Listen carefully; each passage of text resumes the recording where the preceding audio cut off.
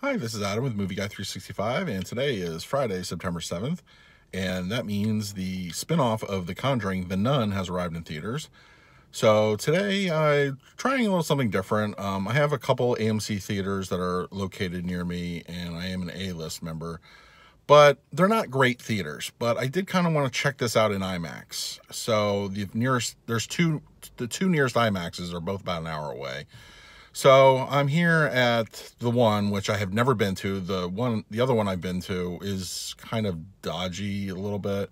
I don't like going to that one, so we're trying out this one.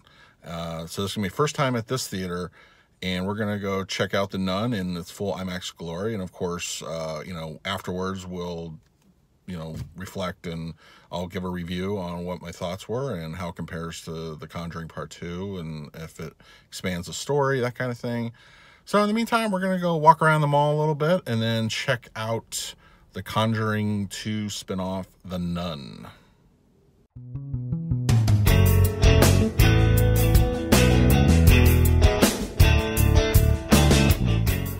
If you're new to the channel, I appreciate hitting that like, bell notification, share with your friends. Any help you can provide would, be greatly appreciated. Just checking out the mall and walking around before the actual movie starts in about an hour. I thought I'd grab a little bit of lunch, maybe check out some of the stores, so let's see what we can find. So I did walk around a little bit, also grabbed some lunch. I was going to do a little filming around there, but the food court area was extraordinarily crowded and noisy, so just thought I'd skip that. So I hit a couple stores. I did check out FYE. Actually got a couple movies from their clearance bin, which I'll show when I'm finished with the film. And also checked out Barnes & Noble. This particular Barnes & Noble has a very impressive Criterion Collection section, which I'm going to revisit during their next sale, because a lot of the Barnes & Nobles around here don't have a great amount. Actually, the one nearest to my house is almost nothing. But this one has a really good amount of titles, so we're going to check them out. So, all right, let's go check out the AMC and see how it looks. Here we are at the Chamonix AMC 24. 2 hours later. So I just got out of The Nun, and I definitely have some thoughts about it, but I do have about an hour ride home, so I'm going to get those organized, and I'm going to do my regular sit down and talk about it a bit. I'm going to do a non-spoiler brief thing, and then I'm going to go into a bit of spoilers, but I'll let you know accordingly. But I did mention earlier that I picked up a few movies. So one of the things I got, it was at FYE for $2.99, was Gods and Generals, which is, of course, the sequel to, or prequel to, Gettysburg. I enjoyed this one, not as much as Gettysburg, but for $2.99, brand new, why not? And the other one is they're having a sale on some of the horror movies, which is Insidious 3. I don't have part 2 yet. I do have part 1. So I'm going to hold off on getting part 2, and then, we can go over those. But yeah, I definitely have some thoughts about The Nun.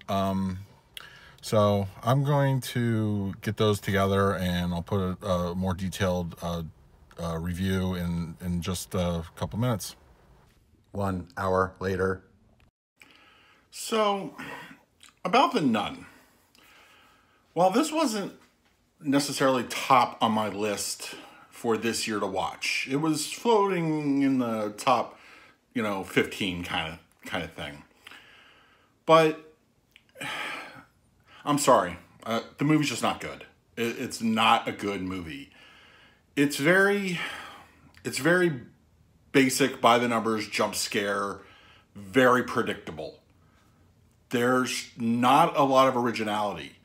What I didn't like about The Conjuring 2, spoilers, was you had this great apparition, this demon. And it was very menacing, and I enjoyed that aspect of The Conjuring 2.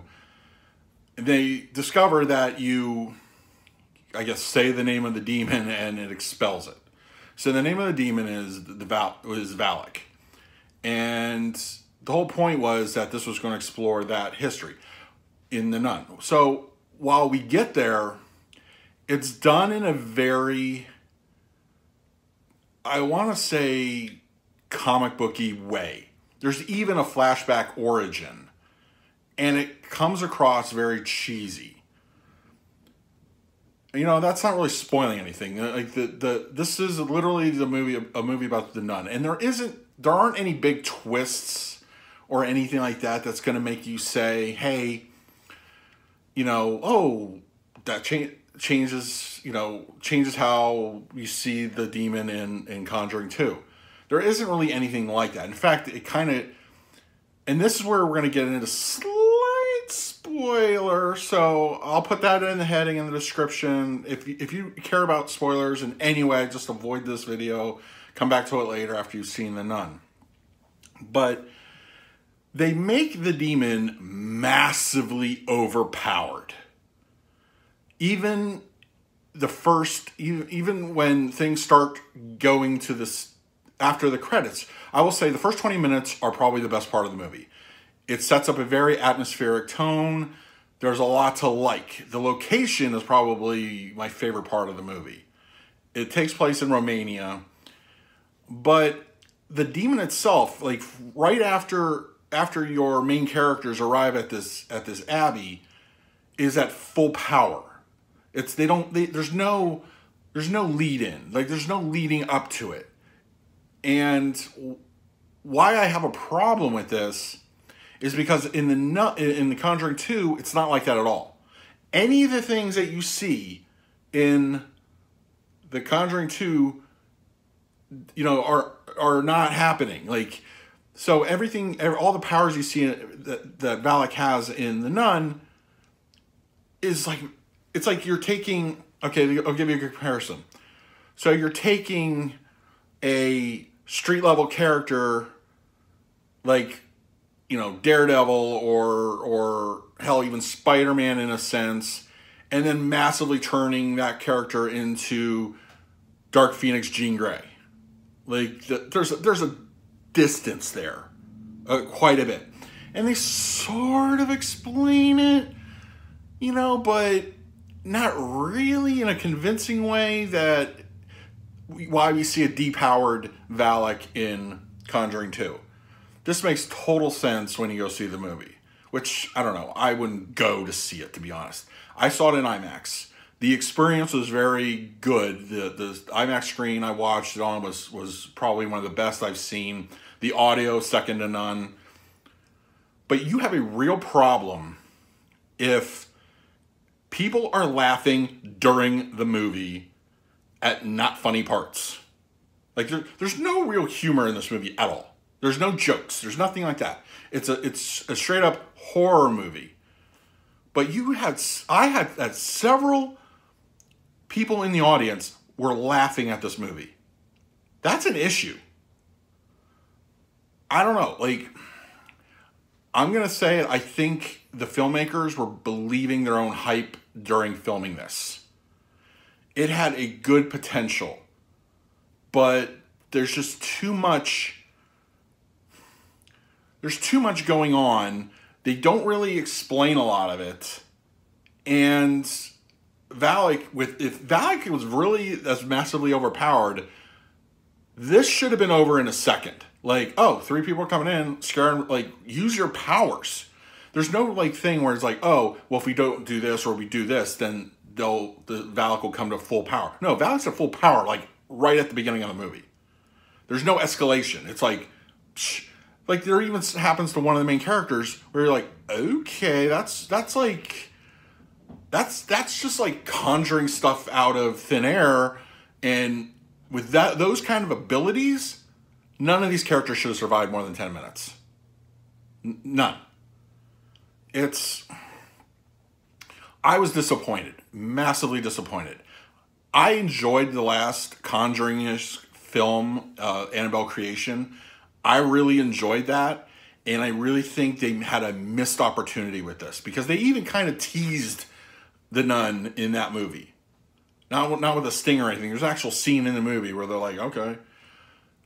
But when you go into the movie, you don't see what point of view that comes from. You don't see that perspective at all. And there aren't any... it's like you kind of think like they're good spirits, but then you're not sure. It's like they conveniently disappear. It's a dry movie. I think they were trying to escalate their own game, and I think they tried too hard. And believe me, it pains me to say this because I enjoyed the Conjuring universe. I do. I didn't hate the movie. That's the thing. I didn't hate it. But I think they tried too hard. I really think they were a victim of their own hype. Like, oh, we got something here. Hey, look at us. You know, I really think there was a lot of that posturing going on. And what happened was you made something that's unintentionally laughable. It's not scary. The jump scares you see from a mile away. I could have set my watch by them. I knew when they were coming. And there was maybe one tiny one that was a little unexpected, but it wasn't anything big. It was a throwaway. But there's too many jump scares. I think you had all the ingredients to make a successful, creepy type of movie. I mean, the power set of Valak is unbelievable, and they even have MacGuffin for the good guy, for the priest and the nun that are there. They have a MacGuffin that resolves the movie in a comedic, once again, unintentionally comedic way. People laughed at this scene too. There is a literal, like, sort of Excalibur type thing. You know, not a sword, but you'll see it. And Valak, him or her or whatever it is, when you see the nun, granted those are creepy moments, but a lot of times you don't actually see that image. You see it a little bit at the beginning, a little tease here and there, and apparently one of the power sets of Valak is the ability to clone himself, or so that there's that. And then you get the big boss. Oh yeah, once again, gamer logic, boss fight. There's a literal boss fight in this movie. A boss fight. Really? You have a boss fight in a horror movie, like with a ghost. I don't know.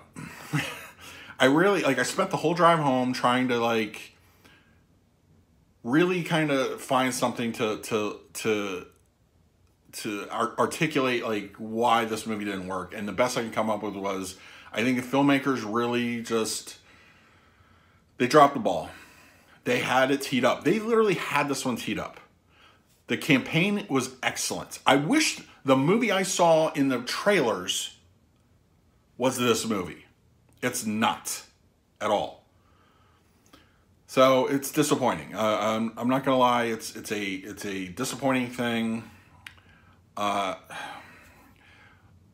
again, there's gonna be people that'll love it, but I think I'm falling. I don't usually do this, but I fall in line. I'm falling in line with a lot of the critic reviews of this, and it's just it's ridiculous. It's ridiculous. I think they took the first 20 minutes, and if they made it more like that, this would have been a home run. But it got too comic booky.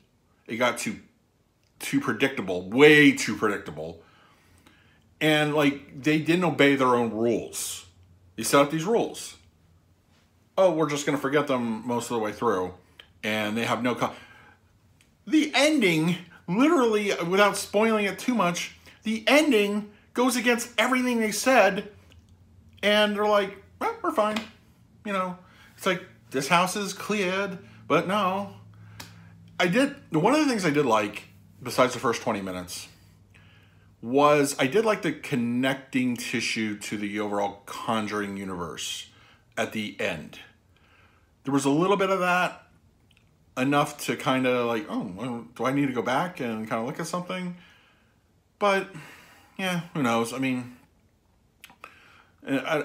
it was a disappointment. I'm not going to go further on to that, but so tell me, did you see it? If you did, I mean, what was your audience reaction? What was your reaction? Did you like it? Do you think it was a worthy addition to the Conjuring universe? It should have just could have been better. Could have been more. I mean, tell me your opinion. Tell me your thoughts. So that's it. So this was a fun experience. So this is Adam with Movie Guy 365, and please hit the subscribe, hit the bell notifications. Very much appreciate any help you can give me. I love making these videos and put them out daily. So until next time, this is Adam with Movie Guy 365, and I will see you at the movies.